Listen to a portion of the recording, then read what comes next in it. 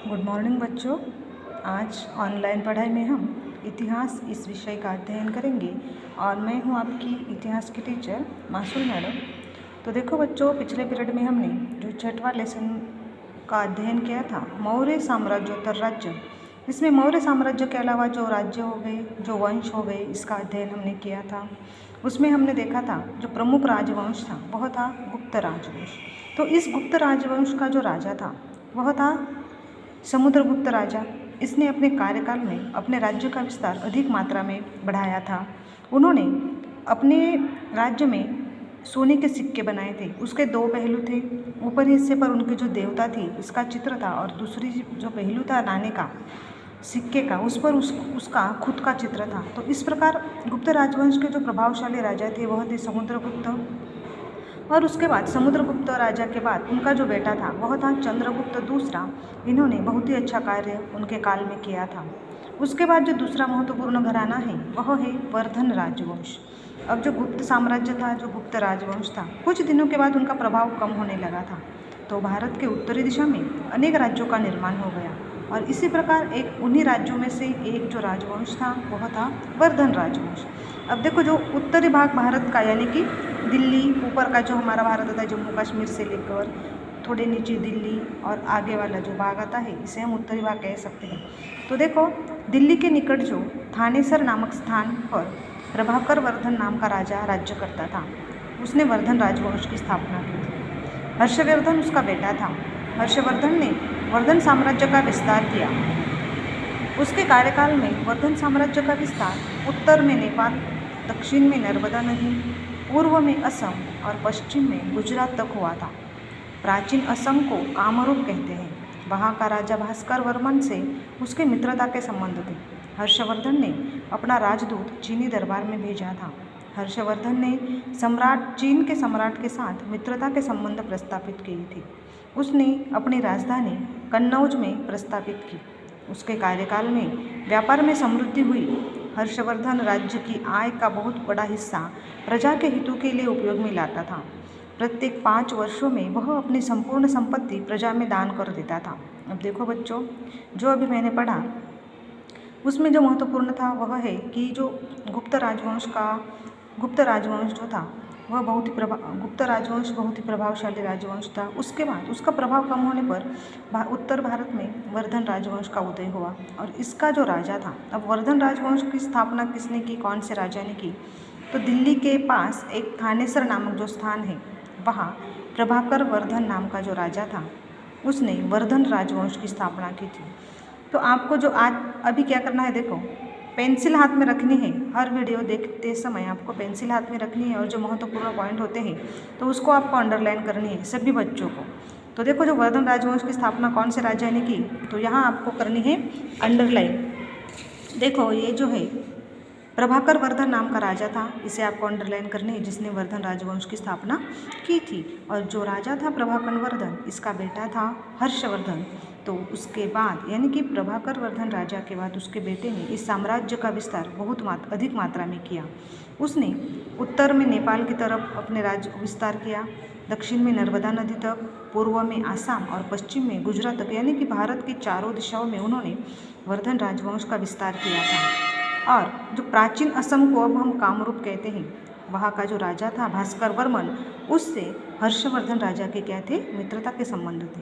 तो हर्षवर्धन ने अपना राजदूत चीनी दरबार में भेजा था। जो हर्षवर्धन राजा था उसने उसका एक आदमी यानी कि हम राजदूत कहते हैं, तो इसे उन्होंने चीनी दरबार में भेजा था और हर्षवर्धन ने चीन के सम्राट के साथ मित्रता के संबंध प्रस्तापित किए थे। अब देखो, जो हर्षवर्धन राजा था तो उसने चीन का जो सम्राट था उससे उनके मित्रता के संबंध थे और उसने अपनी राजधानी कन्नौज में प्रस्तापित की। तो इसीलिए उन्होंने जो उनकी राजधानी थी वर्धन घराने की वह कन्नौज में स्थापित की थी। और उसके कार्यकाल में जो हर्षवर्धन राजा था उसके कार्यकाल में अधिक मात्रा में व्यापार में समृद्धि हुई थी। और उसके बाद जो उसकी आय थी यानी कि पैसा, जो हर राज्य का उत्पन्न का मार्ग होता है, उत्पन्न का स्रोत होता है, वह उसमें जो सबसे बड़ी मात्रा में एक हिस्सा वह प्रजा के लिए देता था। प्रजा के काम करना, लोगों को सुखी रखना, अपने राज्य में जो लोग हैं उनकी हर ज़रूरत पूरी करना, इसका कार्य हर्षवर्धन अधिक मात्रा में करता था। इसीलिए वो जो आय थी उसकी हर साल की वह प्रजा में देता था। उसके बाद प्रत्येक 5 वर्ष में उसकी जो संपत्ति होती थी वह क्या करता था, दान देता था। उसके बाद देखो, हर्षवर्धन के दरबार में राजकवि बाणभट्ट था। उसने हर्षवर्धन के जीवन पर हर्षचरित ग्रंथ लिखा। उसी के आधार पर हर्षवर्धन के कार्यकाल की जानकारी प्राप्त होती है। हर्षवर्धन ने बौद्ध धर्म का स्वीकार किया था। उसने अन्य धर्मों को भी उदार प्रश्रय दिया था। हर्षवर्धन ने 3 संस्कृत नाटक, रत्नावली, नागानंद और प्रियदर्शिका लिखी थी। उसके समय में युआन श्वांग नामक बौद्ध भिक्खु चीन से भारत आया था। उसने संपूर्ण भारत में भ्रमण किया। वह नालंदा विश्वविद्यालय में 2 वर्ष रहा था। चीन में जाने के पश्चात उसने बौद्ध ग्रंथों का चीनी भाषा में अनुवाद किया था। अब देखो, जिस प्रकार वर्धन राजवंश का जो महत्वपूर्ण राजा था वह था हर्षवर्धन। तो इस हर्षवर्धन के दरबार में एक राजकवि बाणभट्ट था।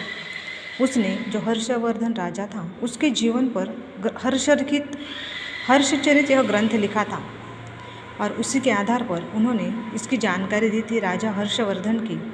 और हर्षवर्धन राजा था उसने बौद्ध धर्म का स्वीकार किया था। उसने अनेक जिस प्रकार उन्होंने बौद्ध धर्म का स्वीकार किया तो वो दूसरे धर्मों को भी अधिक मात्रा में मानते थे, तो उन्होंने दूसरे धर्मों को भी प्रश्रय दिया था। हर्षवर्धन ने 3 संस्कृत नाटक थे उनके। पहला था रत्नावली, दूसरा नागानंद और तीसरा था प्रियदर्शनी, जो हर्षवर्धन राजा ने खुद लिखे थे। तो देखो बच्चों, ये भी महत्वपूर्ण है कि हर्षवर्धन राजा ने कौन से 3 नाटक लिखे थे। पहला है रत्नावली, दूसरा है नागानंद और तीसरा है प्रियदर्शिका। ये आपको क्या करना है, ध्यान में रखना है। उसके बाद जो बौद्ध भिक्खु था युआन श्वांग, वह हर्षवर्धन के काल में चीन से भारत आया था और वह 2 साल भारत में रहा। तो वह नालंदा विश्वविद्यालय में रहा था। उसके बाद जब वो चीन गया तो उसके पश्चात उन्होंने जो बौद्ध धर्म ग्रंथ थे इसका अनुवाद उन्होंने कहाँ किया था, चीन में किया था। देखो यहाँ जो चित्र है वह है युआन श्वांग का। देखो यह जो चीनी था वह हर्षवर्धन राजा के काल में भारत आया था और हमारे देश में कितने साल रहा, तो वह 2 साल रहा। अब उसके बाद देखो हर्षवर्धन राजा की जो पूर्वोत्तर भारत की राज सत्ताएँ कौन कौन सी थी। पूर्वोत्तर भारत के मणिपुर प्रदेश की उलूपी राजकन्या का विवाह अर्जुन के साथ हुआ था। यह कथा महाभारत में उल्लिखित है। ईस्वीसन चौथी शताब्दी में कामरूप राज्य का उदय हुआ था। पुष्पवर्मन कामरूप राज्य का संस्थापक था। इसका उल्लेख इलाहाबाद में समुद्रगुप्त द्वारा निर्मित स्तंभालेख से हमें मिलता है। कामरूप राजाओं के अनेक उकेरे हुए लेख पाए जाते हैं। महाभारत और रामायण महाकाव्यों में कामरूप का उल्लेख प्रागज्योतिष नाम से हुआ है। प्रागज्योतिषुर उस राज्य की राजधानी थी। प्रागज्योतिषुर से तात्पर्य वर्तमान असम राज्य के गुवाहाटी शहर से है। अब देखो जो पूर्वोत्तर राज्य थे तो इसका जो प्रदेश था उलूपी, तो इसकी जो राजकन्या थी इसका विवाह अर्जुन के साथ हुआ था। और यह जो कथा का मानी जाती है या कही जाती है यह महाभारत में भी है। तो इसका उल्लेख ईस्वीसन चौथी शताब्दी जो थी वहाँ इस राज्य का उदय हुआ था और यहाँ का जो संस्थापक था वह था पुष्पवर्मन कामरूप। इसका उल्लेख हमें इलाहाबाद में जो समुद्रगुप्त के स्तंभालेख जो लिखे हुए हैं इसमें मिलता है। तो देखो ये जो नालंदा विश्वविद्यालय है यहाँ इसका चित्र दिया हुआ है हमें। तो इस विश्वविद्यालय में जो युआन श्वांग था वह आया था। चीन का जो क्या था वह एक प्रवासी था, वह भारत आया था और इस विश्वविद्यालय में वह 2 साल तक रुका हुआ था।